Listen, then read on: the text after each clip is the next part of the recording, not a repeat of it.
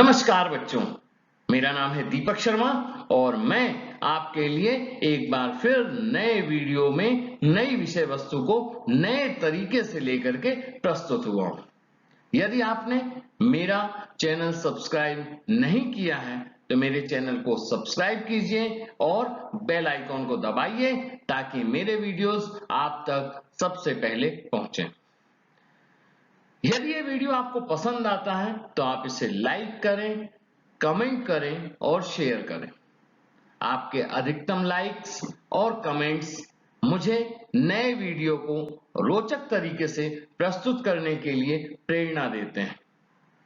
इस बार मैं जिस विषय वस्तु को लेकर के आपके सामने प्रस्तुत हुआ हूं वो विषय वस्तु है कक्षा 11वीं का गणितीय आगमन का सिद्धांत, प्रिंसिपल ऑफ मैथमेटिकल इंडक्शन। तो चलिए शुरू करते हैं गणितीय आगमन का सिद्धांत। गणित में कई ऐसे महत्वपूर्ण सूत्र और प्रमेय होते हैं जिनको हम उपपत्ति की सामान्य विधियों के द्वारा आसानी से आपको नहीं समझा पाते हैं। तब उन्हें सिद्ध करने के लिए हम इस नए सिद्धांत का प्रयोग करते हैं जिसे गणितीय आगमन का सिद्धांत कहते हैं, अथवा हम ये भी कह सकते हैं कि गणित में ऐसे बहुत से महत्वपूर्ण सूत्र एवं प्रमेय हैं जिन्हें उपपत्ति की सीधी विधि द्वारा आसानी से नहीं दर्शाया जा सकता। ऐसी स्थिति में कथनों को सिद्ध करने के लिए विशिष्ट तकनीकी पर आधारित, तर्कों पर आधारित एक समुचित सिद्धांत का प्रयोग करते हैं जिसे गणितीय आगमन का सिद्धांत या प्रिंसिपल ऑफ मैथमेटिकल इंडक्शन कहते हैं। इस विधि के द्वारा बीजगणित या गणित की अन्य शाखाओं में कुछ ऐसे परिणाम या कथन होते हैं जिन्हें n पूर्णांक के पदों में व्यक्त किया जाता है, धन पूर्णांक n के पदों में व्यक्त किया जाता है, को आसानी से समझाया जा सकता है।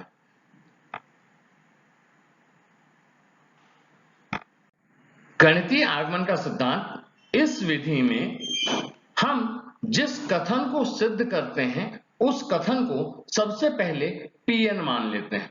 तो माना Pn कोई कथन है जहां n एक प्राकृत संख्या है। अब यह सिद्ध करना है कि कथन Pn सभी प्राकृत संख्याओं के लिए सत्य है। क्या सिद्ध करना है?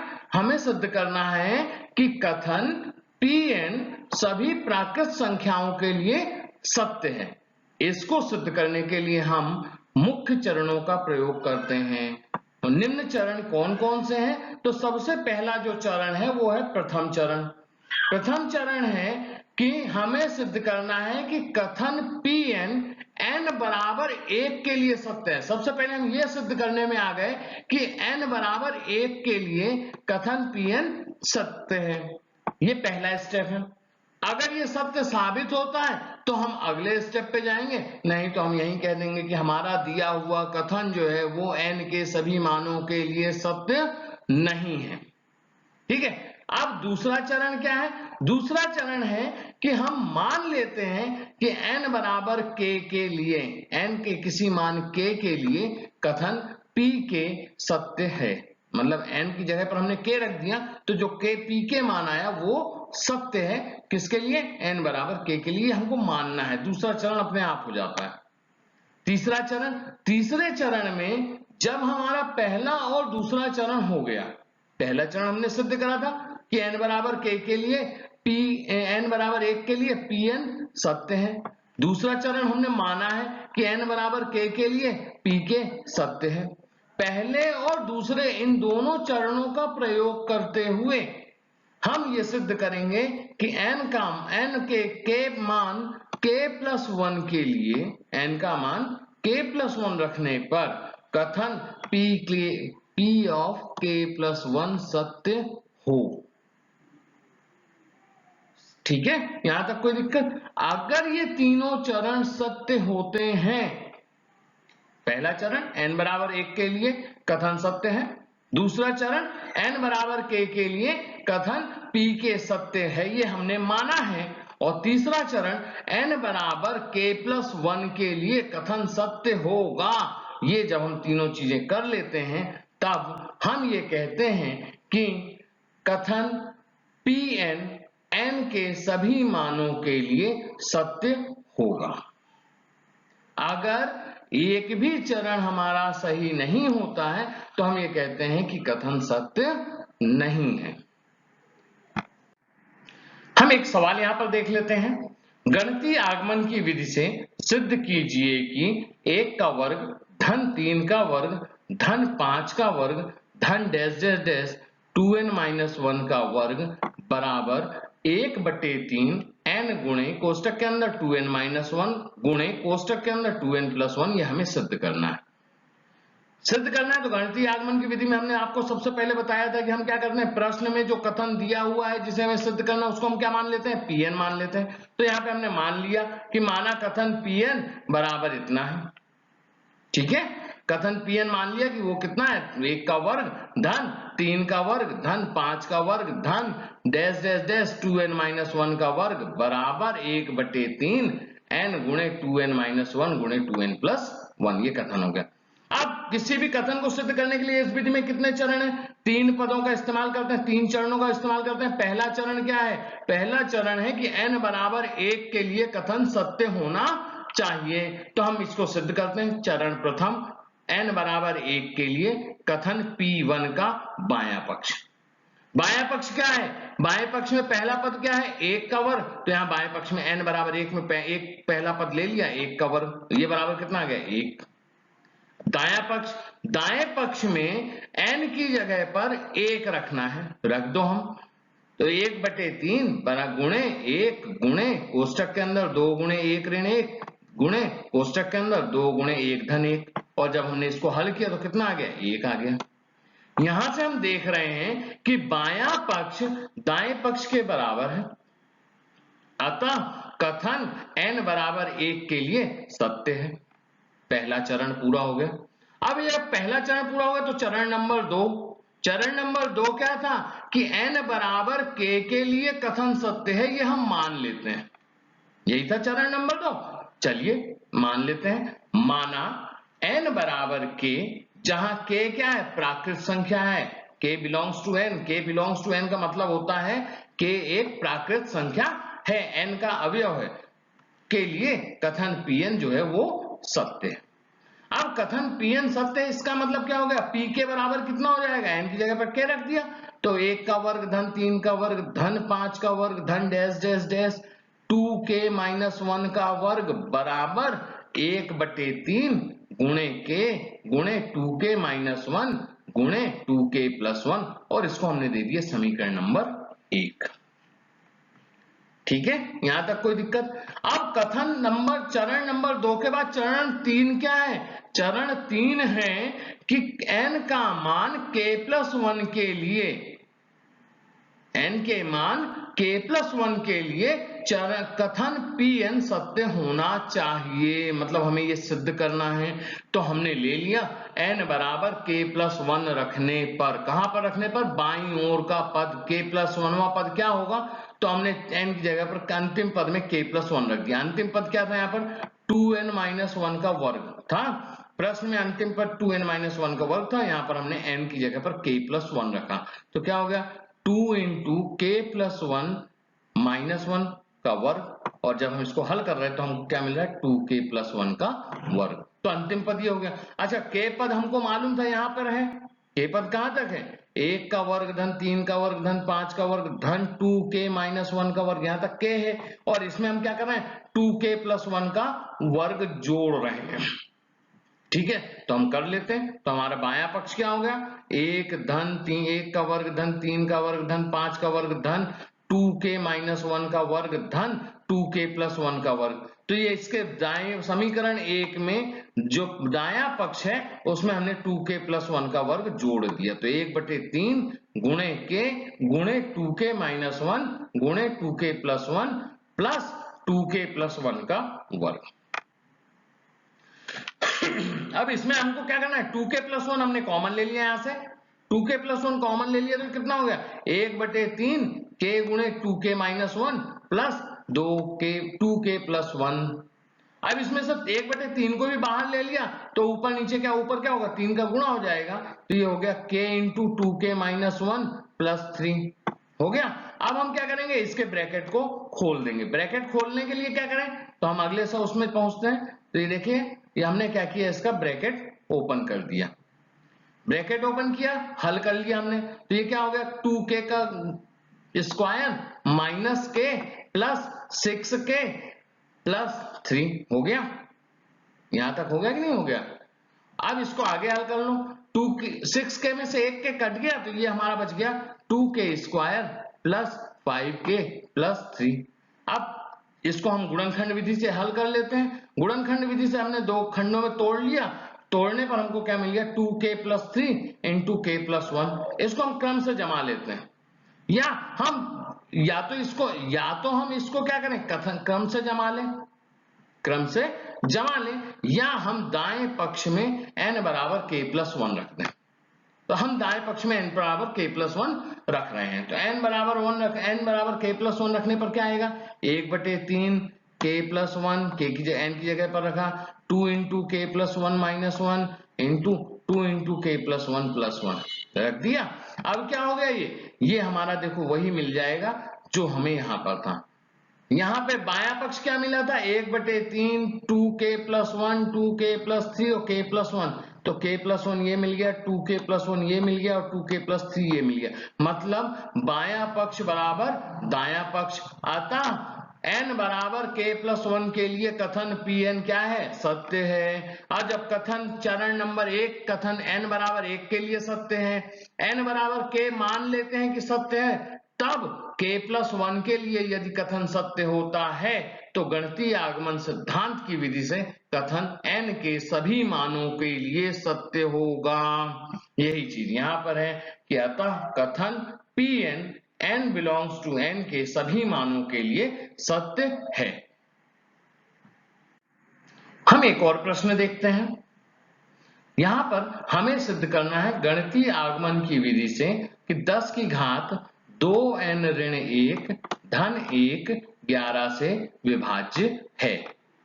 हमें इसे सिद्ध करना है, तो हमारी शर्त क्या रहती थी, सबसे पहला काम होता था कि हमें जो चीज सिद्ध करनी है हम उसे कथन मान लेते हैं। तो हमने इसको मान लिया कि ये कथन Pn है, तो कथन Pn बराबर क्या हो गया, 10 की घात 2n ऋण 1 धन 1 ये 11 से विभाज्य है, ये पूरा कथन हो गया। अब हम जब इसे सिद्ध करते हैं तो क्या होता है, हमारे पास 3 चरण होते हैं। पहला चरण n बराबर 1 के लिए कथन सत्य होना चाहिए, तो n बराबर 1 के लिए तो हम पहला चरण करते हैं, n बराबर 1 रख देते हैं समीकरण में। तो इसमें हमने जब कथन में n बराबर 1 रखा तो क्या हो गया, 10 की घात 2 गुणे 1 ऋण 1 धन 1, तो 10 की घात 1 धन 1 और 10 की घात 1 10 होता है, तो 10 और 1 11 हो गया, 11 एकम 11, तो अतः यह 11 से विभाज्य है। इसका मतलब दिया हुआ कथन n बराबर 1 के लिए सत्य है। पहला चरण पूरा हो गया। अब चरण नंबर 2, दूसरा चरण क्या कहता है कि n बराबर k के लिए कथन सत्य होगा, ये हम मान लेते हैं, ठीक है। तो हमने मान लिया कि n बराबर k के लिए, जहां k प्राकृत संख्या है, धन पूर्णांक संख्या है, के लिए कथन Pn सत्य है। अब अगर ये कथन सत्य है, इसका मतलब क्या हो गया कि 10 की घात 2k माइनस 1 धन 1 ये क्या है, 11 से विभाज्य है। कथन सत्य है ना, तो ये 11 से विभाज्य है। अब 11 से विभाज्य मतलब अगर हम इसमें 11 से भाग देंगे तो हमको कोई पूर्णांक संख्या मिलेगी। तो हमने माना 10 की घात 2k ऋण 1 धन 1 बराबर 11 गुणे m, 11 गुणे कोई पूर्णांक संख्या m, जहां m क्या है, पूर्णांक संख्या है, और इसको हमने दे दिया समीकरण नंबर 1। अब तीसरे चरण में क्या है, चरण 3 ये कहता है कि यदि n बराबर 1 के लिए सत्य है और हमने मान लिया है कि कथन n बराबर k के लिए सत्य है, तब कथन n बराबर k प्लस 1 के लिए सत्य होना चाहिए। ये चरण 3 है। तो हम तीसरे चरण पे देखें, हमको क्या दिखता है, तो n बराबर k प्लस 1 हम रखते हैं। कहां पे रखेंगे, ये जो हमें समीकरण 1 दिया है उसमें बाएं पक्ष में k की जगह पर हम k प्लस 1 रख देते हैं। बाएं पक्ष में k प्लस 1 रखा तो k की जगह पर रखा, तो यहाँ पे k था तो k की जगह पर k प्लस 1 हो गया।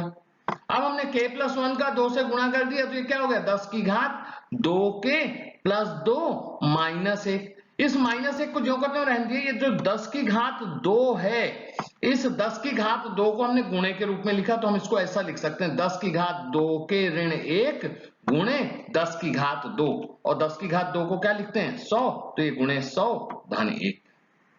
ठीक है, यहां तक कोई दिक्कत आपको, अभी कोई दिक्कत नहीं आई। चलिए हम आगे देखते हैं। फिर अब हम देखते हैं कि हम कर क्या रहे हैं। हमने क्या किया है कि 10 की घात 2 के ऋण 1 के बाद गुणे में क्या है 100 है, तो इस 100 को जोड़ दिया है और इस 100 को घटा दिया है। देख लो यहाँ पे जोड़ा और घटाया है, 100 को जोड़ा और 100 को घटा दिया। कोई फर्क पड़ेगा क्या, किसी एक ही संख्या को किसी समीकरण में जोड़ने और घटाने पर कोई फर्क नहीं पड़ता है। अब यहां से क्या हो गया, इन दो पदों से हमने 100 को कॉमन ले लिया तो ये क्या हो जाएगा, 100 बाहर ले लिया तो इसको हम लिख सकते हैं 10 की घात 2 के ऋण 1 धन 1, और यहाँ पे 100 में से 1 को घटा दिया तो कितना बचा, ऋण के 99। ठीक है, अब इसका मान हमें मालूम है क्या होता है, इसका मान हमने पीछे समीकरण 1 में निकाला है 11m, तो हमने इसका मान रख दिया 11m और समीकरण 1 से यहां से 11m और यहां से 99 में 11 9 11 9 99 होता, 11 कॉमन है, 11 को बाहर ले लिया, 11 को बाहर लिया तो हम इसको लिख सकते हैं 100m माइनस 9। 100m माइनस 9 गुणे 11 है, इसका मतलब ये क्या है 11 से विभाज्य है। 11 से विभाज्य, इसका मतलब हम ये कह सकते हैं कि कथन Pn n बराबर k प्लस 1 के लिए सत्य है। कथन Pn n बराबर k प्लस 1 के लिए सत्य है, अर्थात n के सभी मानों के लिए कथन सत्य होगा, ये सिद्ध हो गया।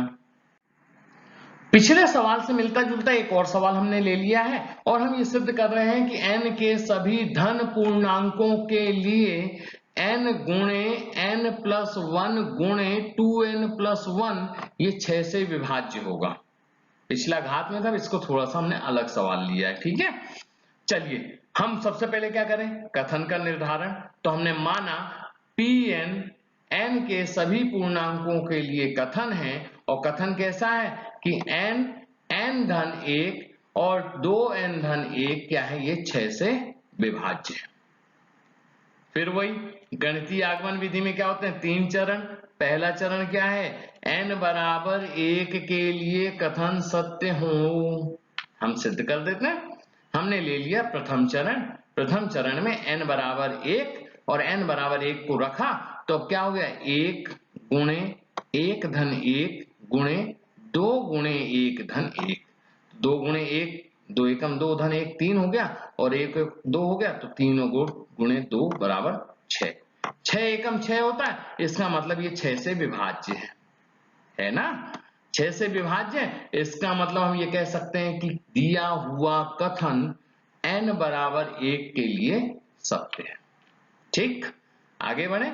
n बराबर k के लिए क्या मान लें कि कथन सत्य होगा, ये क्या है चरण नंबर 2। तो माना n बराबर k के लिए कथन Pn सत्य है।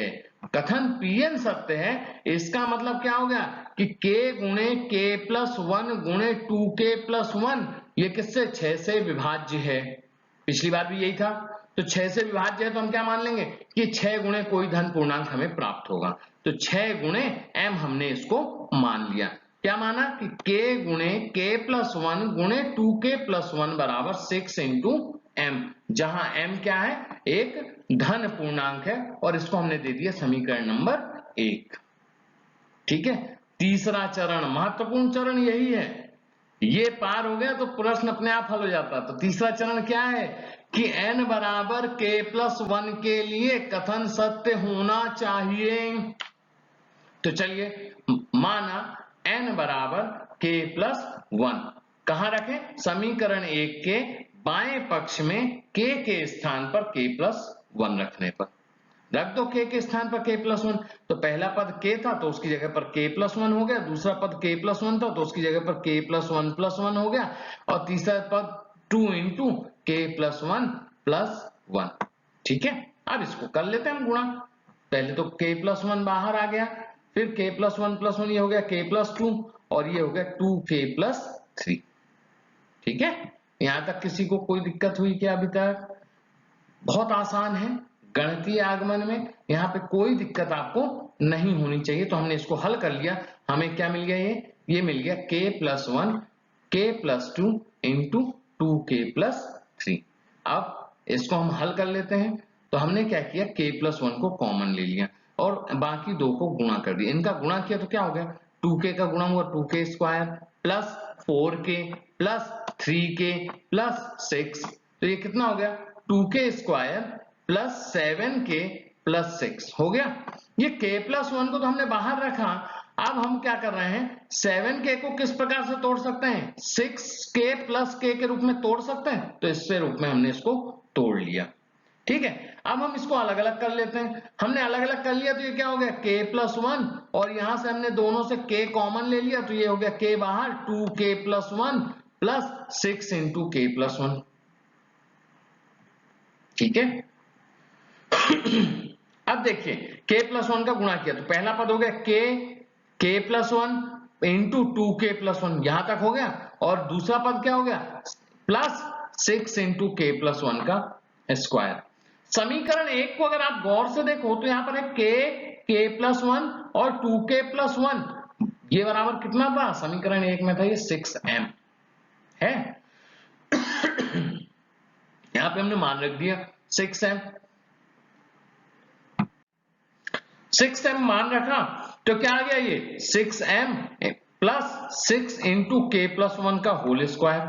6 दोनों से कॉमन है, यहां पे भी है और यहां पे भी है, दोनों से 6 को हमने कॉमन ले लिया, 6 को कॉमन ले लिया और अंदर जो बचा वो एक धन पूर्णांक है, इससे हमें मतलब ही नहीं। क्यों? क्योंकि 6 गुणे में आ गया है, 6 गुणे में आ गया, इसका मतलब ये संख्या जो दी हुई थी वो किससे है, 6 से विभाज्य है। 6 से विभाज्य, इसका मतलब कथन जो है वो n बराबर k+1 के लिए क्या हो गया, सत्य हो गया। कथन n बराबर k+1 के लिए सत्य हो गया, अर्थात दिया हुआ कथन Pn n के सभी मानों के लिए सत्य है। ठीक है, कोई दिक्कत यहां तक? अब इस गणितीय आगमन की विधि से हम एक अलग प्रकार के प्रश्न को हल करते हैं। हमारे पास यहाँ पे प्रश्न है कि आपको सिद्ध करना है कि 1/1 गुणे 2 धन 1/2 गुणे 3 धन 1/3 गुणे 4 धन डैश डैश डैश 1/n गुणे n+1 बराबर n/n+1 होगा। ठीक है, तो हम सबसे पहले क्या करते हैं, एक कथन मान लेते हैं। तो हमने मान लिया कि माना कथन Pn बराबर है 1/1 गुणे 2 धन 1/2 गुणे 3 धन 1/3 गुणे 4 धन डैश डैश डैश 1/n गुणे n बराबर n/n+1, ये हमने कथन मान लिया। अब जब कथन मान लिया तो गणितीय आगमन विधि के 3 चरण। पहला चरण है कि n बराबर 1 के लिए कथन सत्य होना चाहिए, मतलब हमें ये सिद्ध करना है, तो हम सिद्ध कर लेते हैं। माना n बराबर 1, कथन क्या होगा, कथन का हमने बायां पक्ष ले लिया। n बराबर 1 के लिए कथन का बायां पक्ष क्या होगा, 1/1 गुणे 2, ये हो गया 1/2। दाहिने पक्ष में n की जगह पर 1 रख दिया तो 1/1 गुणे 1 धन 1, तो ये हो गया 1/2। यहां से क्या हो गया, यहां से हम देख रहे हैं कि बायां पक्ष 1/2 है, दायां पक्ष 1/2 है, बायां और दायां दोनों पक्ष बराबर हैं। इसका मतलब क्या हो गया कि कथन n बराबर 1 के लिए सत्य है। हो गया, कथन n बराबर 1 के लिए सत्य हो गया, ये चरण नंबर 1 हो गया। अब चरण नंबर 2 क्या था कि हम ये मान लेते हैं कि कथन n बराबर k के लिए सत्य है, तो हमने मान लिया, माना n बराबर k जहां n का अवयव है के लिए कथन सत्य है। n बराबर 1 के लिए कथन सत्य है, अर्थात इसका मतलब क्या हो गया कि p के बराबर क्या हो गया, 1/1 गुणे 2 धन 1/2 गुणे 3 धन 1/3 गुणे 4 धन डैश डैश k पद क्या होगा, 1/k गुणे k+1, और ये बराबर होगा k बटे k प्लस 1 और इसको हमने दे दिया समीकरण नंबर 1। ठीक है, यहां तक कोई दिक्कत? अगला चरण क्या है कि जब हम मान लेते हैं कि n बराबर k के लिए कथन सत्य है, तब चरण 3 ये कहता है कि कथन को n बराबर k प्लस 1 के लिए सत्य होना चाहिए। तो चलिए n बराबर k प्लस 1 कहां रख दें? समीकरण जो ये कथन हमारे पास Pn है इसके बाएं पक्ष में। बाएं पक्ष क्या है? ये है बाएं पक्ष। तो इस बाएं पक्ष में k प्लस 1वां पद क्या होगा? इसमें हम k प्लस 1 रख दें। k प्लस 1 रखा तो क्या हो गया? 1 बटे k प्लस 1 गुणे k प्लस 1, या इसी को हम लिखते हैं 1 बटे k प्लस 1 गुणे k प्लस 2।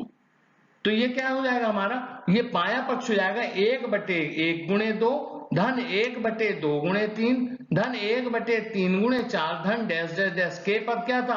1 बटे k गुणे k प्लस 1 और धन k प्लस 1वां पद कितना आया?